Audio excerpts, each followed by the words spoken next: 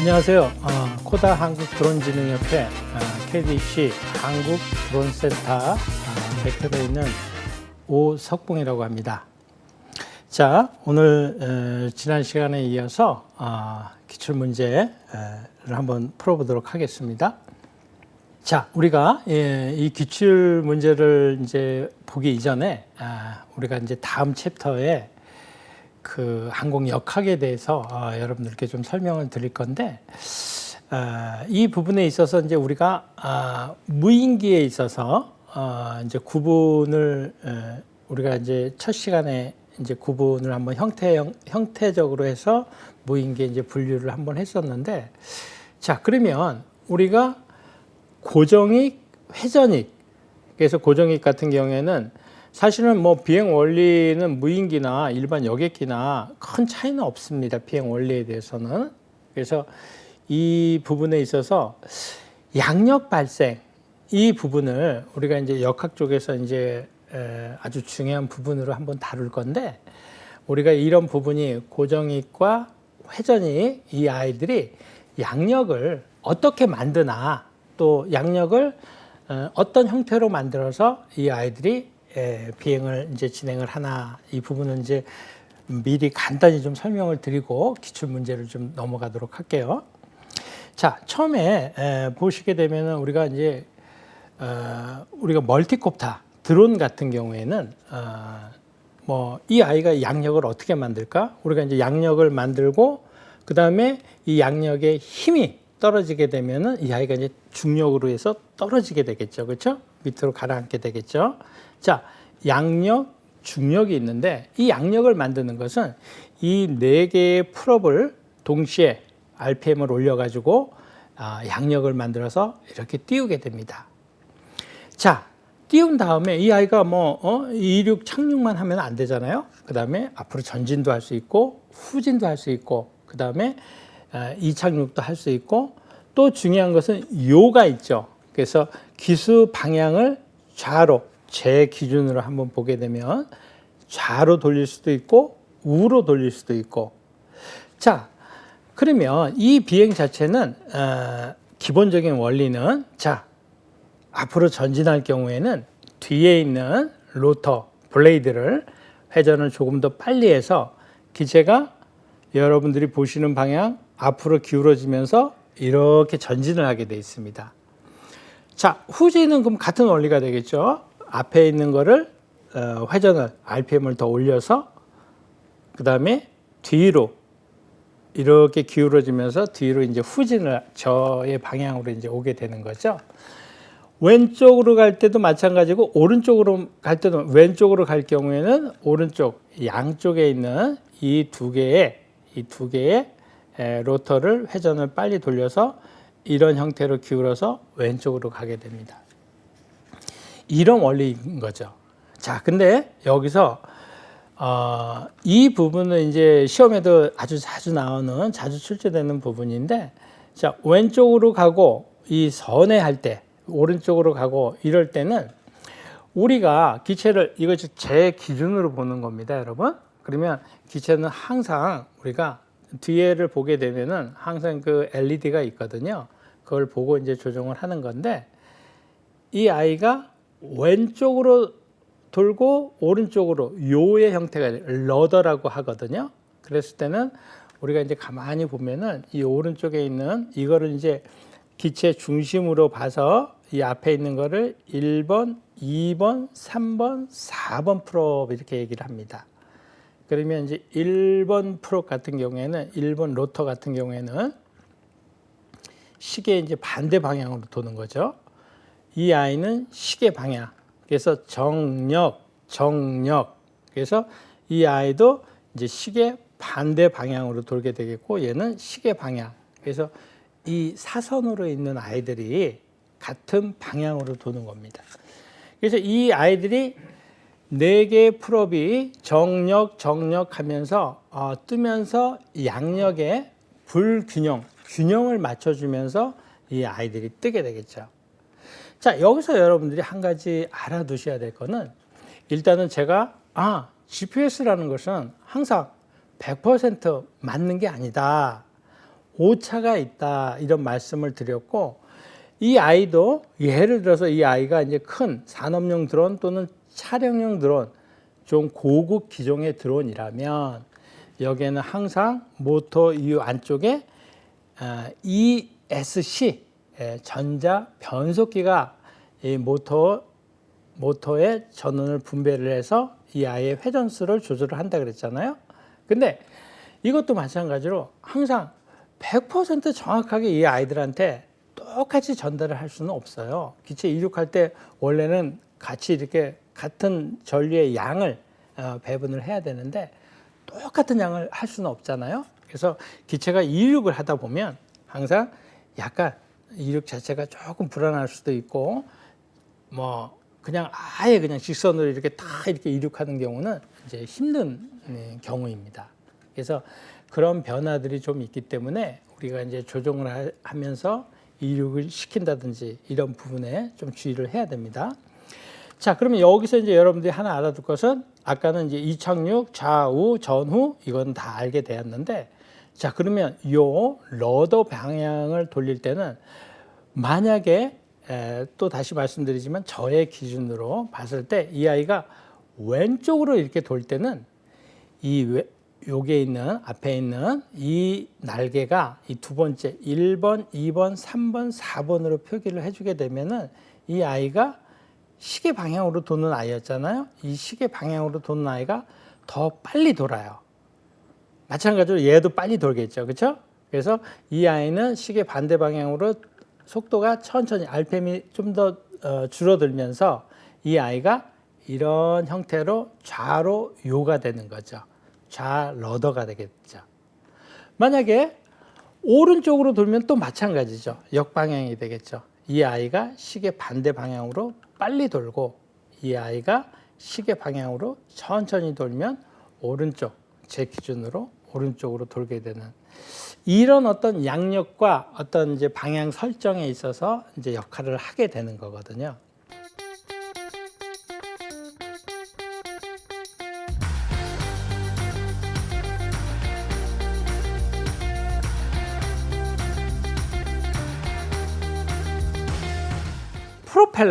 프로펠러가 이제 하나 달려 있는 헬기를 한번 기준으로 보게 되면, 제가 이제 그 비행장에서 이거를 날개를 하나 가져왔는데요. 우리가 이제 앞에 있는 헬기를 봤을 때 이게 앞으로 돈다 그래요. 이게 큰 날개, 메인 로터가 되겠죠. 뒤에 있는 게 이제 테일 로터라 그래가지고 꼬리 날개. 그래서 이 아이는 기본적으로 돌면서 양력을 만들겠죠.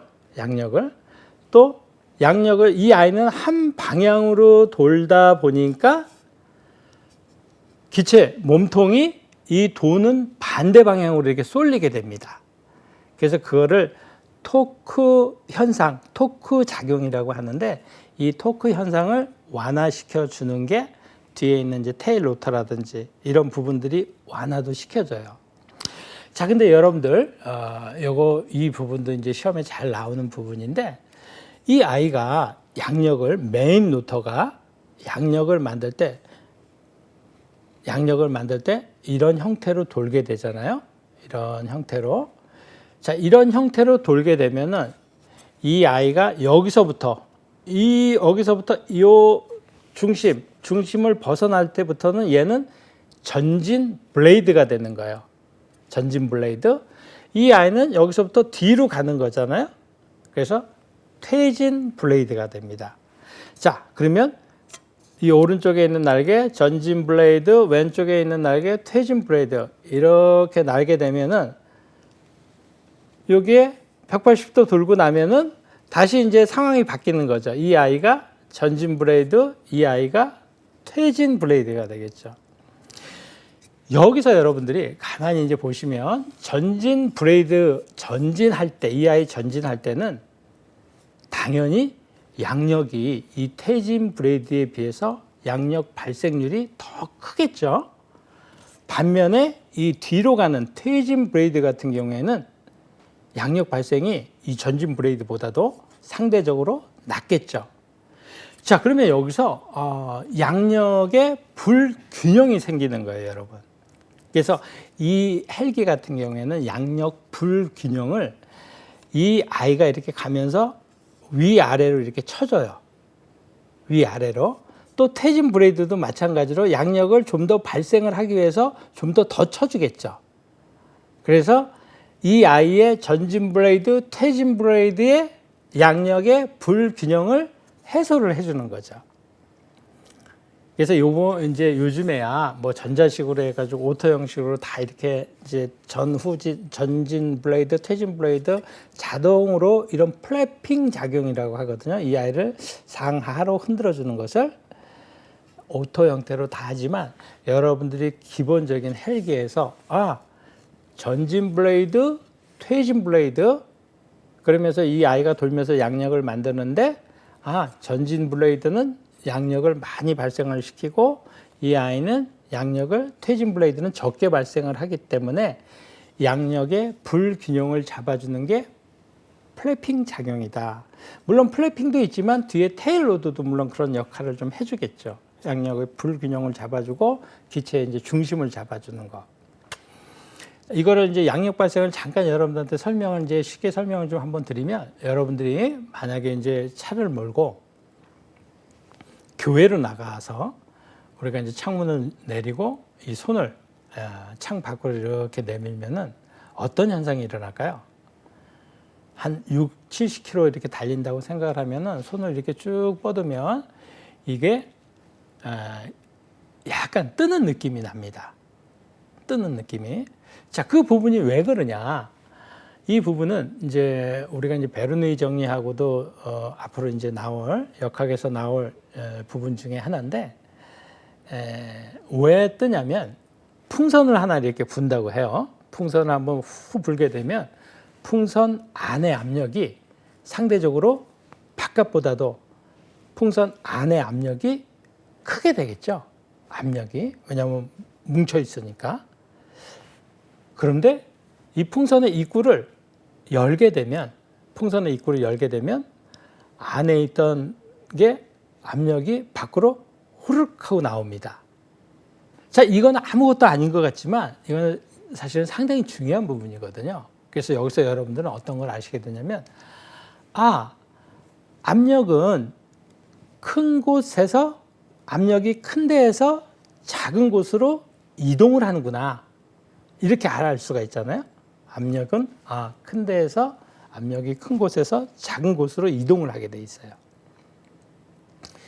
자, 그러면 이제 그거를 하나 알아두시고 우리가 이제 손 구조를 하나 보게 되면 이거를 이제 날개라고 고정익 비행기의 날개라고 우리가 이제 생각을 해 두시면은 앞에 이제 비행기가 이렇게 날고 있어요. 앞으로 이렇게 쭉 여러분들 방향으로 해서 날개 있는데 앞에서 이제 상대풍이 불어온다 그래요. 바람이 이 고정익 비행기 날개로 바람이 이렇게 불어오시게 되면 사실은 뭐 바람이 위로 날개 위로 상층부로 가는 바람이 있고 하층부로 가는 바람이 있을 거 아닙니까?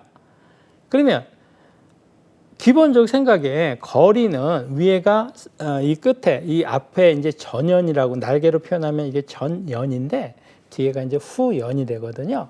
그러면 날개가 위로 가는 바람하고 아래로 가는 바람이 거리상으로 봤을 때는 밑에 있는 바람이 더 빨리 이 후연 지점에 갈 것 같지만 사실은 위로 가는 바람과 아래로 가는 바람은 이 후연 부분에서 만나게 되어 있어요.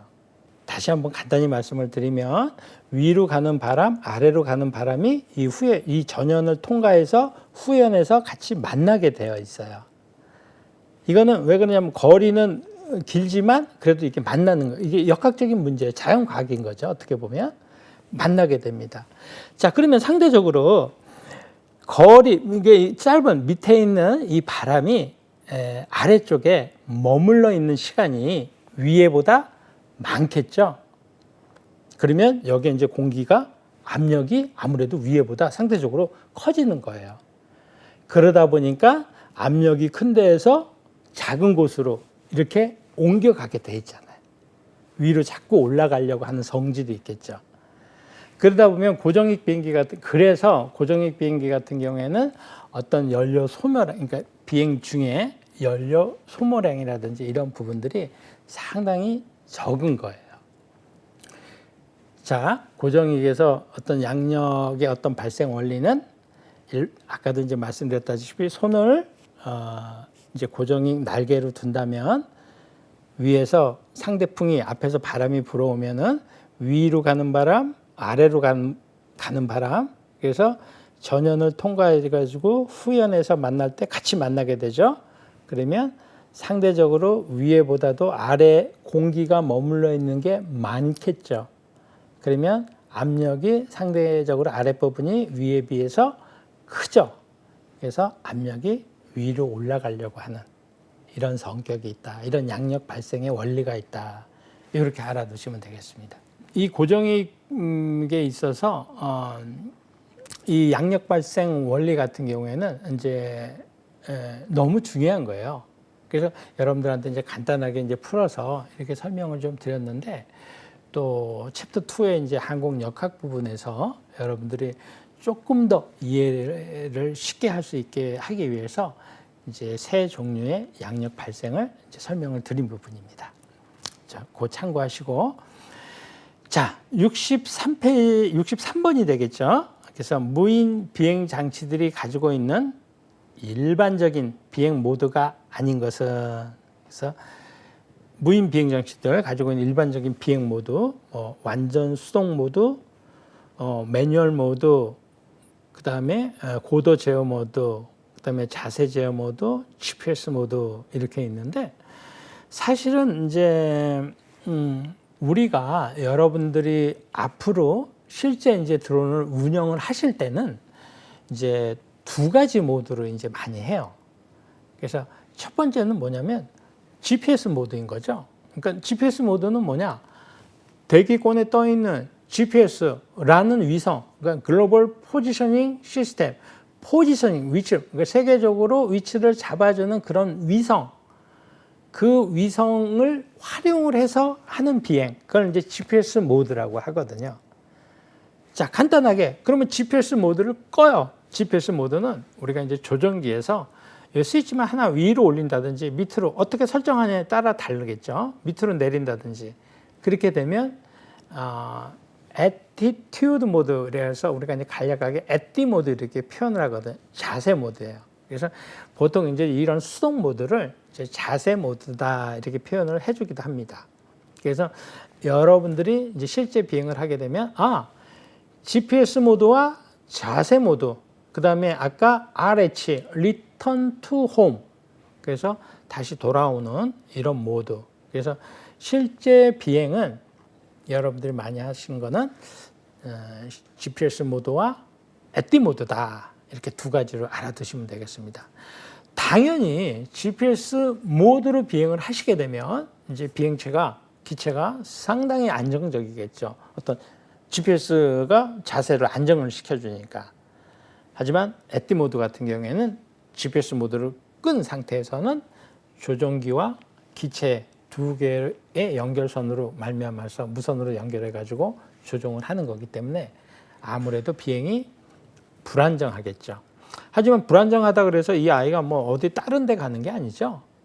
그래서 우리가 조종 실력을 키워서 그래서 조종 실력을 키워서 이제 ATT 모드가 어쩔 땐 더 재미있을 수가 있거든요. 그래서 우리가 이제 실제 시험도 마찬가지로 조종자 우리가 이제 드론 관련 시험이 자격증이 조종자, 지도 조종자, 실기평가사. 실기평가사는 뭐 맨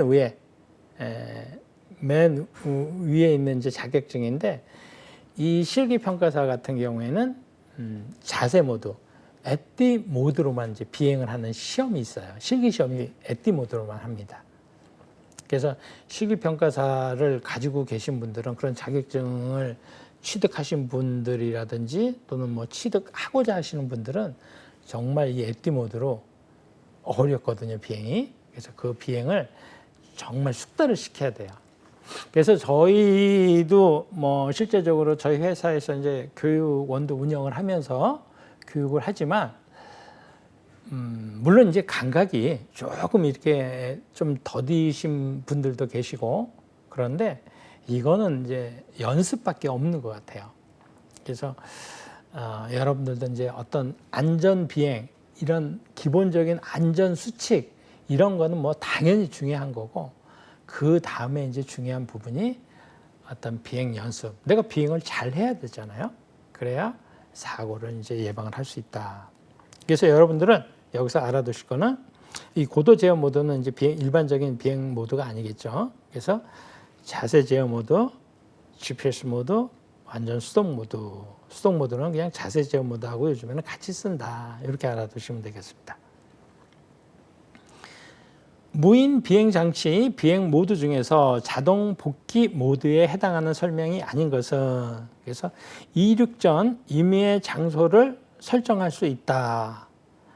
이륙 전 임의의 장소를 설정하는 게 아니라 이 RH 모드 같은 경우에는 자기가 떴던 장소 그 부분에 이제 그쪽으로 돌아온다 이렇게 알아두시면 되고 B번에 보면은 이륙 장소로 자동으로 되돌아올 수 있다. 그 다음에 수신되는 GPS 위성수에 상관없이 설정할 수 있다.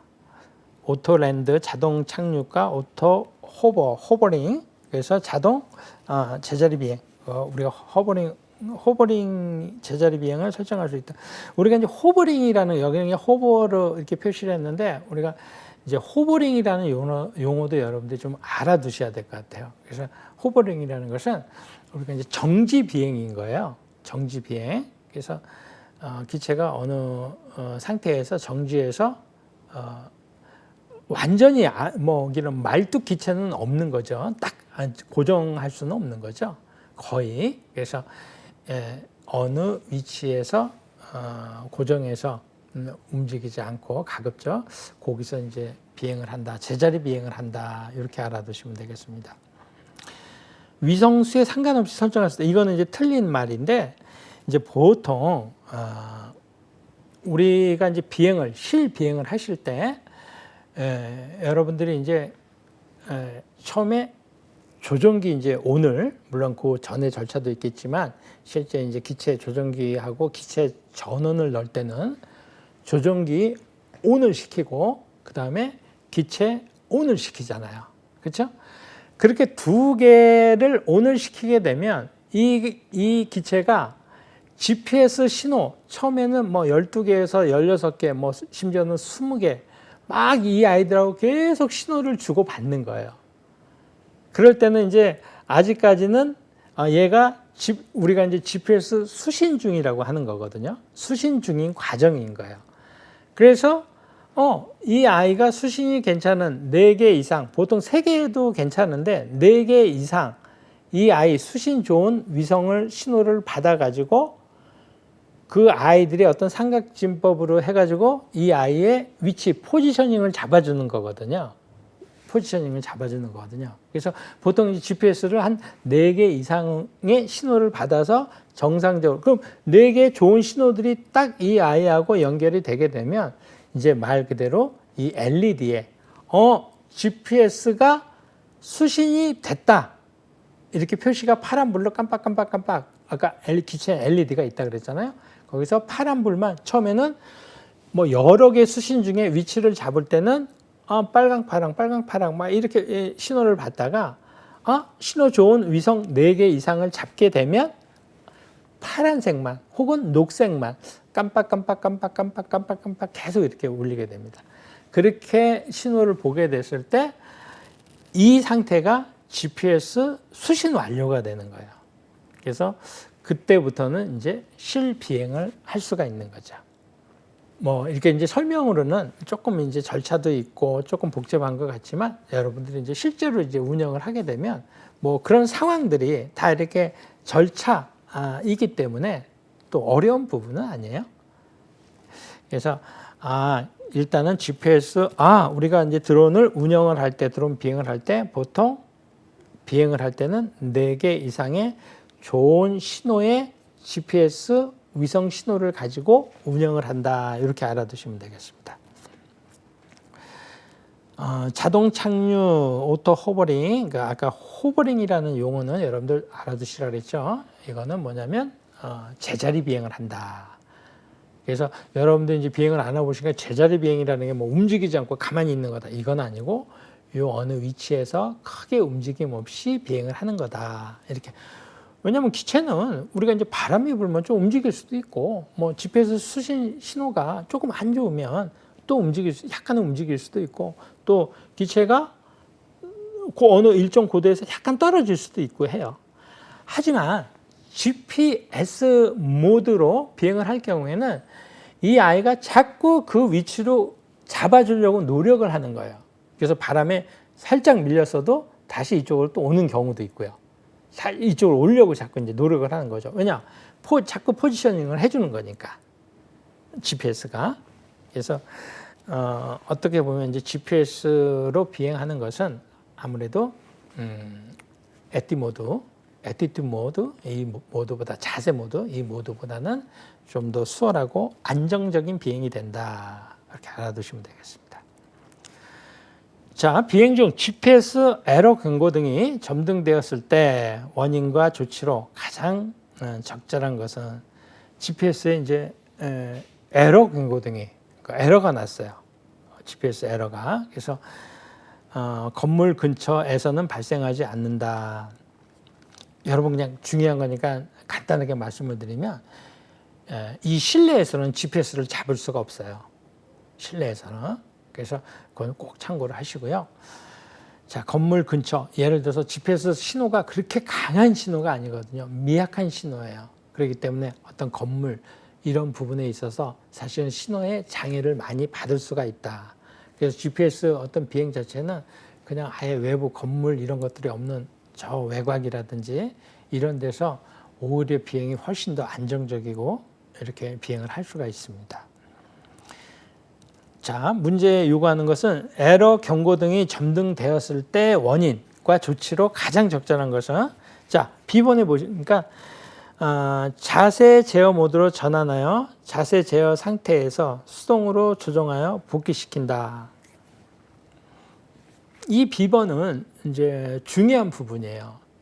실제 비행을 할 때도 여러분들이 이제 비행을 한다 그래요. 그래서 드론을 앞에 이제 띄워놓고 이제 시야 비행을 하는 거예요. 시야 비행이라는 것은 드론이 내 시야에 보이는 비행이거든요. 그래서 시야 비행을 하는데 여러분들이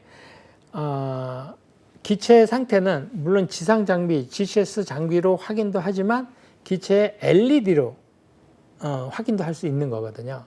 그래서 기체가 우리가 맨날 LED가 보이는 방향으로만 비행하는 게 아니잖아요. 예를 들어서 러더 이 방향을 왼쪽으로 돌리면 사실은 LED가 안 보여요.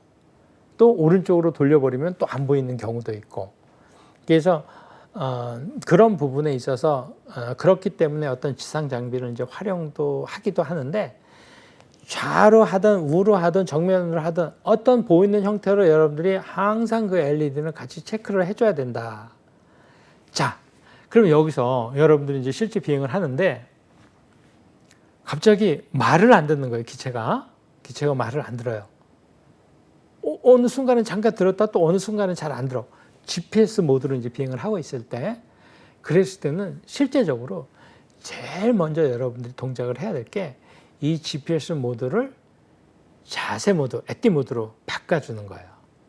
그래서 바꿔주게 되면 거의 이 기체가 이제 말을 들어요.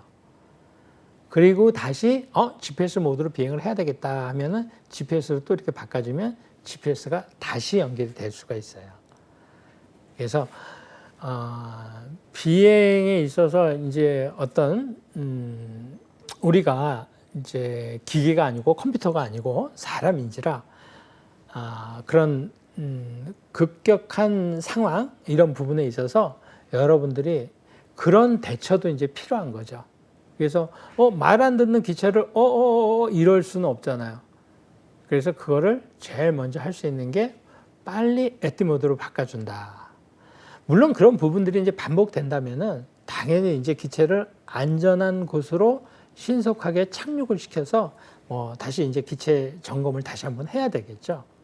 하지만 어지간한 GPS 모드에서 말을 안 들으게 되면은 이제 아까 말씀드렸던 그런 조치를 취한다. 그래서 이 B번에 보시게 되면 자세 제어 모드로 전환하여 애띠 모드가 되겠죠. 애티튜드 모드.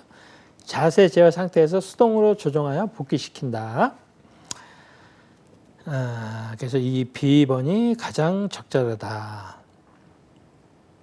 C번에 마그네틱 센서의 문제로 발생한다. D번에 GPS 신호는 전파 세기가 강하여 재밍의 위험이 낮다. GPS 신호는 미약하기 때문에 재밍의 위험이 낮다? 강하다. 이 재밍을 잘 당해.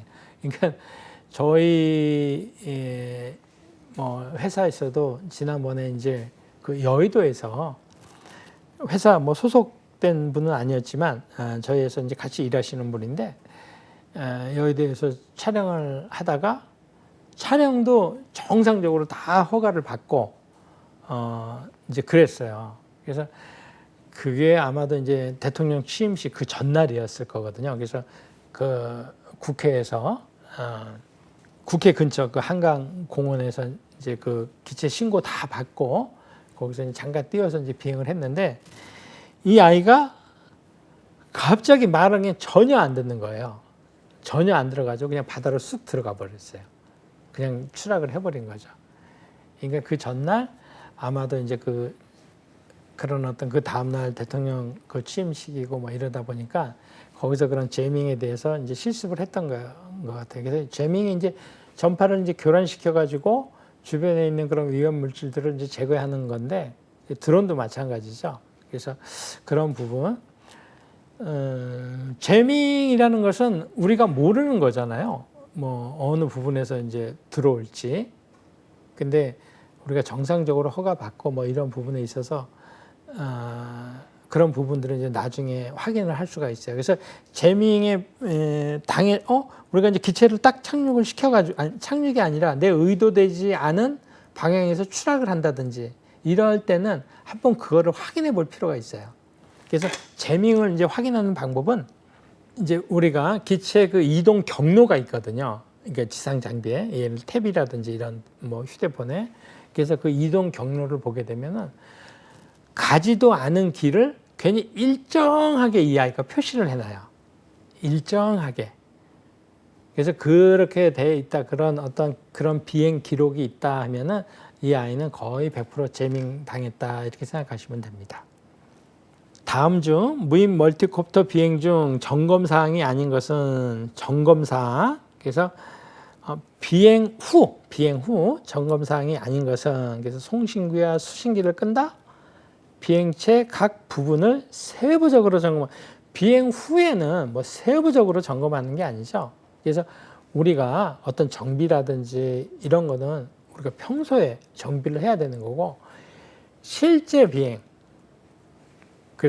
비행할 때는 비행 전 점검하고 비행 후 점검이 꼭 있어야 돼요.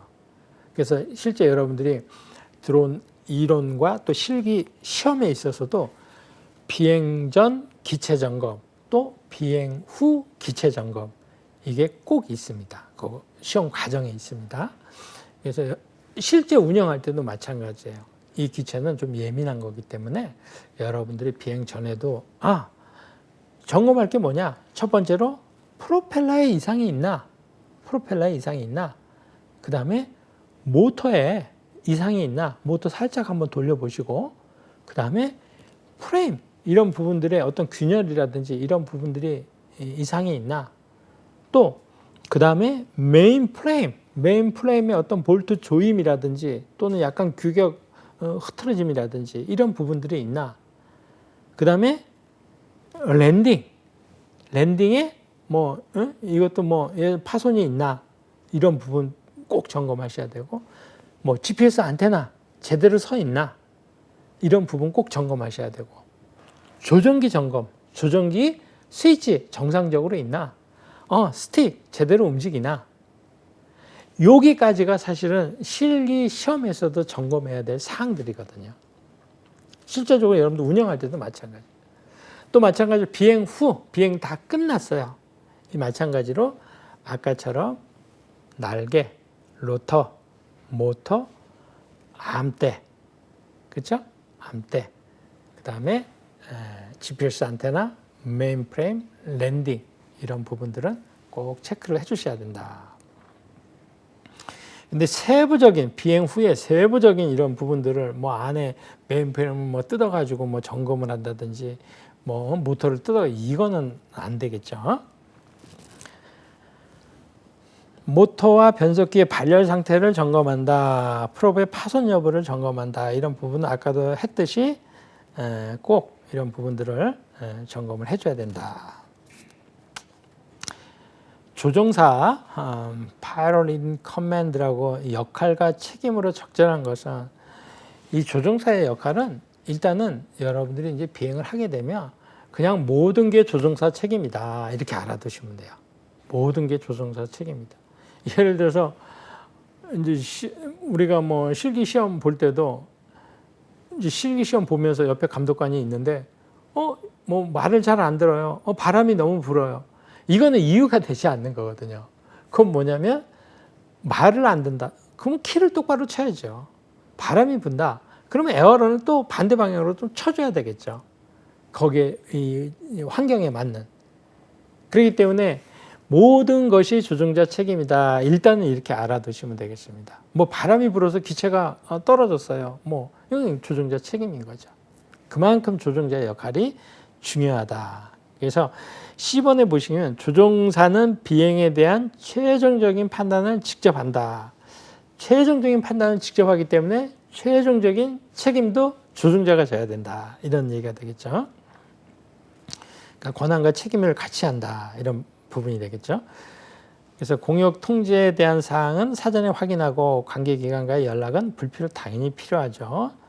그다음에 조종사는 부여된 임무를 수행함으로 사고 발생 시 책임은 없다? 책임이 있죠. 멀티콥터는 조종이 쉬우므로 원리적인 이해는 불필요하다. 조종이 쉬운 게 아니죠. 어렵죠. 어떻게 보면 우리가 다른 조종관, 뭐 실제로 유인기, 고정의 항공기라든지 또 뭐 자동차 운전이라든지 이런 조종관들이 좀 크고 또 안정적인 어떤 페일셀프 개념이 이렇게 갖춰져 있는 거거든요. 뭐 쉽게 얘기해서 우리가 자동차도 뭐 브레이크가 있고 뭐 핸드 브레이크 있고 뭐 전자 브레이크도 있고 그런 이런 페일셀프 단계별로 이런 안전을 위해서 장치들이 있는 거거든요. 근데 우리가 이제 무인기 같은 경우에는 멀티콥터 이런 부분들은 아직까지 그런 부분들이 많이 부족해요. 초기 단계예요. 그래서 그것도 그렇지만 또 운전도 마찬가지잖아요. 우리가 뭐 운전대를 이만큼 틀었다고 해서 뭐 자동차가 확 돌아가고 그러는 건 아니잖아요. 근데 이 아이는 조종관 자체가 상당히 좁은 부분 또는 작게 예민하게 되어 있거든요. 그렇기 때문에 우리가 조종을 할 때도 상당히 예민한 부분이 요구가 되기 때문에 이 쉽다 이런 표현은 어떻게 보면은 맞지 않는 것 같아요. 그래서 실제적으로 여러분들이 나중에 왼쪽 키라든지 오른쪽 키, 이 키를 치는 연습 이런 부분들이 실제 이제 여러분들이 비행을 해보면은 정말 중요하다 이런 부분들을 느낄 수가 있을 거예요. 조종관이 작으니까 당연히 이제 예민하고 또 여러분들이 좀 민첩하면서도 예민하게 뭐 센시티브하게 이런 부분들을 해줘야 되겠죠. 다음 중 멀티콥터의 비행 모터 중 한 개가 정지하여 비행이 불가 시 가장 올바른 대처 방법은 비행이 불가할 때는 당연히 어떻게 해야 돼요? 당연히 뭐 안전지역에다가 수직 하강하여 착륙시킨다. 일단은 뭐 물에다가 그렇다고 착륙시킬 수는 없잖아요. 그다음에 뭐 나무가 많은 위험지역에다가 착륙시킬 수는 없잖아요. 그래서 안전지역에 사선으로 기울면서 아니라 수직으로 착륙을 시킨다. 그래서 우리가 이제 날개 4개짜리 쿼드콥터, 그 다음에 6개짜리 헥사콥터, 8개짜리 옥토콥터 뭐 이런 형태로 많이 쓰이는데 지금은 이제 가장 많이 쓰이는 게 어떻게 보면 쿼드콥터하고 헥사콥터 4개짜리, 6개짜리 쓰이는데 날개가 많을수록 사실은 비행이 이제 어떤 위급 상황에서 지금 같은 문제에서 날개 모터 중 한 개가 정지가 됐어요. 혹은 날개 하나가 부러졌어요. 이럴 경우에는 상당한 이제 양력의 어떤 불균형 자체가 일어날 수가 있잖아요. 그래서 4개짜리 같은 경우에, 물론 4개짜리 같은 경우에는 거의 기체가 추락하다시피 해요. 추락하려고. 6개짜리 같은 경우는 그래도 4개짜리보다는 좀 안정적이에요. 물론 8개짜리는 6개짜리보다는 좀 안정적이겠죠. 그렇다고 계속 비행을 하면 안 되겠죠. 그래서 그럴 경우에는 신속히 안전한 지역에다가 수직 하강하여 착륙시킨다. 비행 전 점검 사항이 아닌 것은 그래서 모터 및 기체의 전선 등 점검, 모터 및 기체의 전선 등 점검, 그다음에 조종기 배터리 부식 등 점검, 기체 배터리 및 전선 상태 점검, 호버링을 한다. 비행 전 점검 사항이잖아요. 비행 전. 그래서 호버링은 비행 후 제자리 비행이 되겠죠. 그래서 여러분들이 이제 실제 시험에서도 이제 이 호버링 해서 기체를 띄운 다음에, 실제 시험에서도 기체를 띄운 다음에 이륙 후 기체 점검이라는 과정이 있어요. 아까는 비행 전 기체 점검, 그 다음에 비행 다 한 다음에 비행 후 기체 점검이지만 이 시험에 이륙 후 기체 점검이 있어요. 그 이륙 후 기체 점검은 뭐냐? 엘리베이터 앞으로 가는 거, 그 다음에 좌우 에어런 요게 정상으로 작동되나, 그 다음 러더 좌우 요죠. 러더가 정상적으로 작동되나 살짝씩 키 한 번씩 쳐주는 거. 그럼 기체가 작은 움직임으로 나 엘리베이터 이상 없어. 앞으로 좌우를 살짝 그러면 나 좌우 에어런 이상 없어. 에어런 이상 없어. 그 다음에 러더 요 방향 좌우 선에 살짝 쳐주고 러더 이상 없어. 이륙 후 기체 점검이 되는 거예요. 그래서 그런 세 부분을 체크를 해준다. 이것도 물론 이제 실기 시험 과정에는 있는 거, 실제 여러분들이 시도를 해야 되는 부분들이고요. 정상적으로 비행 중 기체의 진동, 기체가 정상적으로 하는데 기체가 막 흔들려요. 그래서 느꼈을 때 비행 후 조치 사항으로 틀린 것은, 그래서 로터에 균열이 있는지 정확히 확인한다. 로터 날개죠. 균열이 있는지 확인한다. 이거는 맞겠죠.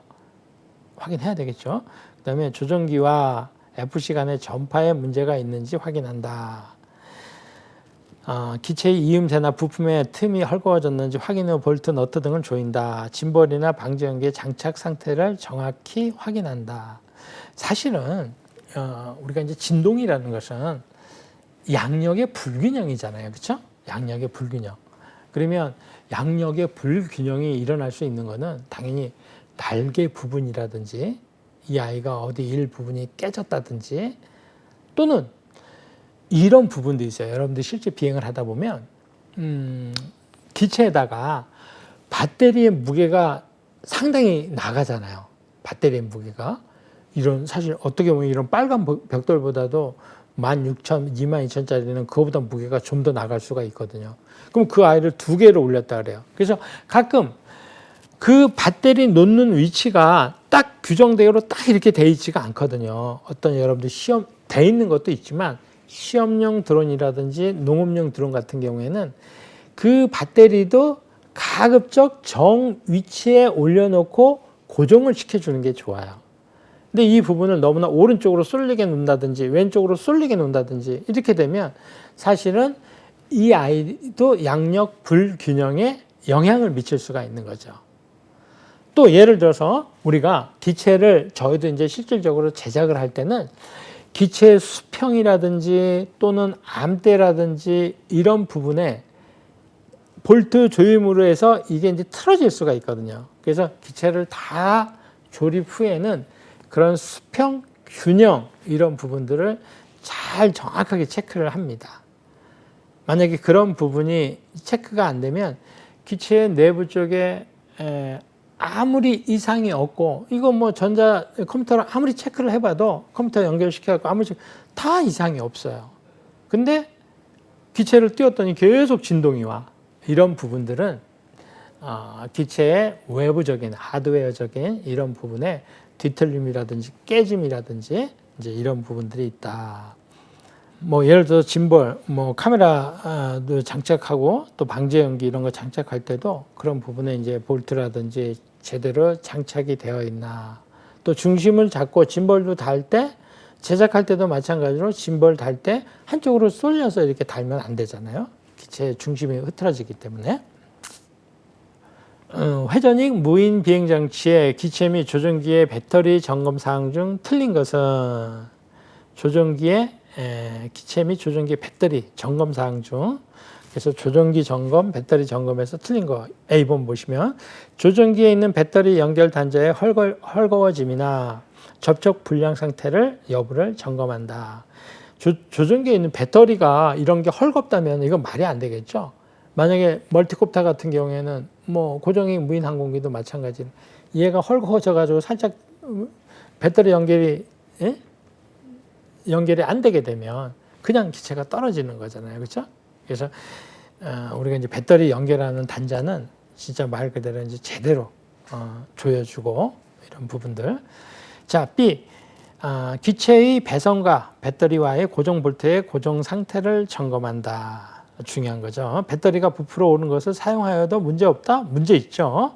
이거는 안 된다. 배터리가 리튬 폴리머, 멀티콥터에 사용하는 리튬 폴리머 배터리는 일단 배가 불러오면 폐기를 시켜야 된다. D번에 기체 배터리와 배선의 연결 부위의 부식을 점검한다. 점검해야 되겠죠. 자, 73번. 회전익 무인 비행장치의 비행준비 사항으로 적절하지 않은 것은 회전익 무인 비행장치의 비행준비 사항으로 적절하지 않은 것.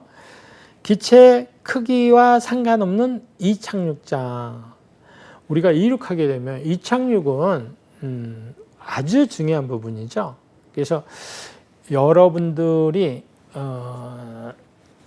예전에 한번 말씀을 드렸었지만은 우리가 이제 날아다니는 뭐 드론이나 헬기나 뭐 고정익 여객기나 뭐 사고가 가장 많을 때가 이착륙 중에 가장 많은 거예요.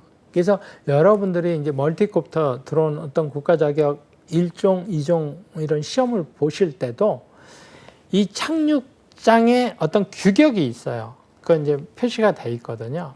그래서 가로 2m, 세로 2m에서 그 안에 착륙을 시키도록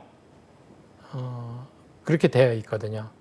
그래서 그 기체 중심에 뭐 들어온다든지 아니면 착륙은 기체 중심이 이 안에 들어와야 된다. 이런 이제 기준으로 이제 시험을 보시는데 아까 말씀드렸다시피 이 착륙은 이제 그만큼 중요한 거거든요. 그래서 이 착륙 시에는 당연히 착륙할 제대로 된 장소 또 기체 크기에 비해서 이 아이가 착륙하는데 문제가 없다. 이런 부분은 비행 전 꼭 체크를 한다. 그 다음에 크기와 상관없는 이건 아니죠. 크기와 상관이 있죠. 그래서 기체 배터리 상태 아주 중요하죠. 만충에서 써야 되는 거. 그 다음에 조종기 배터리 상태. 조종기도 배터리가 또 떨어지면 어떡하겠어요. 그렇죠? 그거 당연히 체크해야 되고 조종사의 건강 상태도 아주 중요한 거예요.